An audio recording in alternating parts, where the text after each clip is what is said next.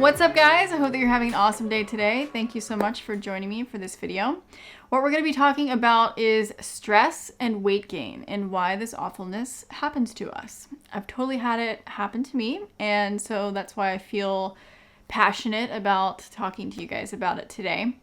If you guys are new here, I would love to have you as a subscriber. I do weekly videos about health, wellness, and weight loss here on my channel. So make sure to hit the little red subscribe button and then also hit the bell so that you can get notified when I post my weekly video. Let's get into talking about stress and weight gain. Just a brief little story for myself. I have had multiple periods in my life where I've gained weight and lost weight.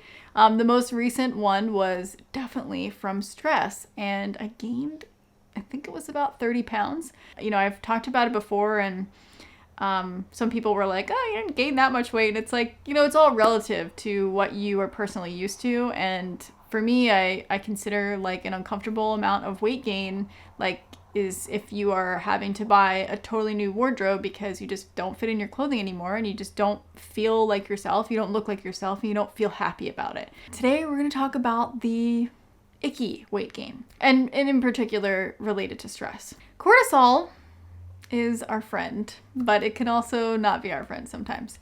So cortisol is known as the stress hormone, and a lot of times when we're gaining weight and we're stressed out, cortisol is at play for part of it. It is produced in your adrenal glands. Your adrenal glands are these cute little triangle-shaped glands that sit on top of your kidneys. And they help us, this cortisol helps us to regulate our blood sugar, regulate your blood pressure, your metabolism. It helps to keep your sodium and water in balance in your body, helps to make you feel awake and refreshed in the morning when you wake up, and to when it goes, you know, it drops off and then you feel kind of tired in the evening. So it's part of the sleep cycle. When it's out of balance, that's what can cause us to gain weight. And it's not necessarily the cortisol's fault, but it's sort of the response that happens after we've had high or low cortisol that can cause us to have weight gain and issues. What happens when we're under a short-term amount of stress is our body releases cortisol and it helps us get through that stressful moment, and then it goes back down. And that's usually within a 24-hour period. But when we have prolonged chronic stress and our cortisol stays up for too long, then this turns into a whole host of issues that can cause your body to gain weight. The main thing responsible for the weight gain when our cortisol is up is that our blood sugar is not being regulated properly. And this is because cortisol causes us to produce, when it's high, it causes us to produce more insulin. And the insulin sort of burns through your carbohydrates and helps you get through that stressful period, but then it can cause you to have blood sugar drops. And so when your blood sugar drops, you're going to crave sweet things because those things will help you to get your blood sugar up quickly. Typically, what we go for is things that are really dense in calories and sweet, like desserts and treats, and things like that are just not good for us, but they feel really good in the moment, and they're kind of like a comfort food. And so we can also have our mood be up and down too because of our blood sugar being up and down. And then we're going to be reaching more for these comfort foods to make us feel better and get our blood sugar back up. And also just, you know, for that dopamine and serotonin release that we get when we eat these sugary, fatty foods. Doing this long term is what causes us to gain weight. How can we stop this vicious cycle from happening? Basically, the first thing that you need to do is to get your blood sugar in check. You know, if you're finding that you are experiencing what I talked about, where you are gravitating towards sweet, and fatty kind of foods like donuts and cakes and pies and things like that, because your body's like, I need fuel and I need sugar fuel that's going to get my blood sugar back up.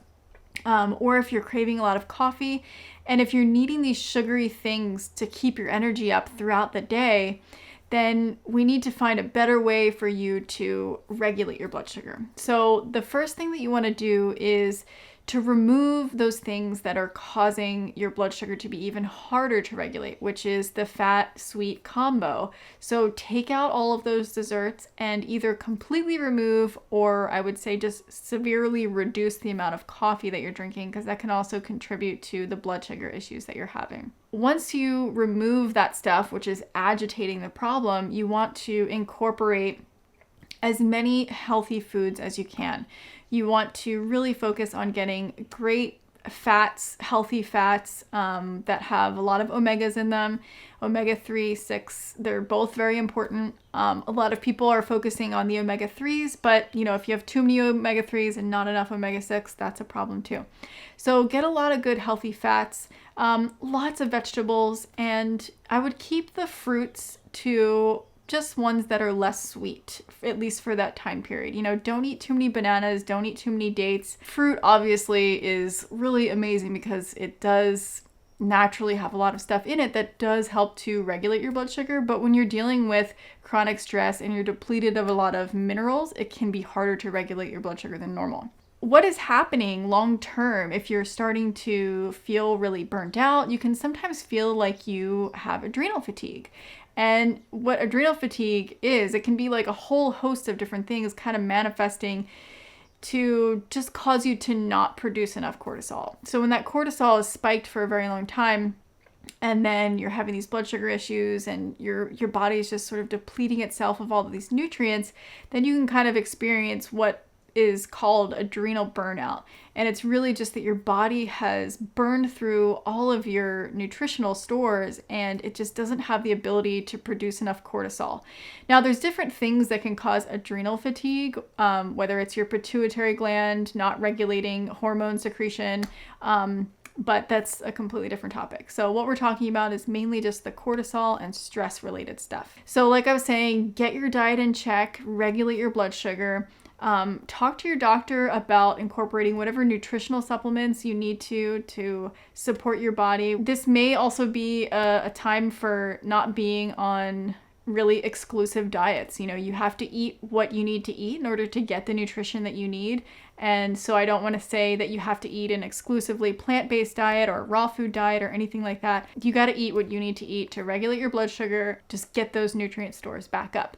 And that's really what's going to help you to stop this vicious cycle of the blood sugar crashing and, reaching for the unhealthy foods. The next thing that you want to do is to reduce the stress of whatever was causing this issue in the first place. So whether it's because you're in a really stressful relationship, whether it's because of something happening at work, there's so many different things that can cause stress in our life. We might even have a death in the family that can temporarily cause us to have all of these things happen. Whether you need to get counseling, change your job, take a little vacation, you have to figure out how to reduce that stress. Another thing that you want to do while you're trying to reduce that stress and support your body with good nutrition is you also want to figure out how to just manage your stress better. Some people like meditation. I'm not a meditator, so I'm not going to tell you have to meditate, but I like to go for long walks. I like to jog, and that's something that really helps me to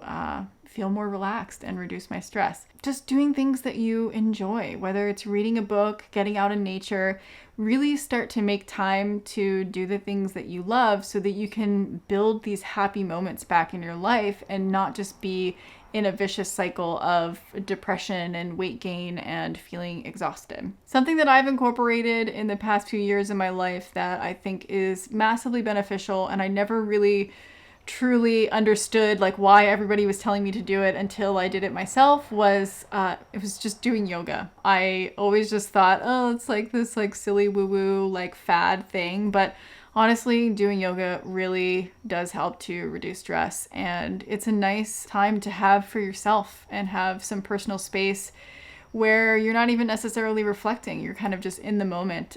So if you're somebody who struggles to meditate, I would highly recommend doing yoga. So I really hope that this video was helpful for you guys. If you have any further questions, if you'd like more detail, please comment down below. I'm happy to answer questions.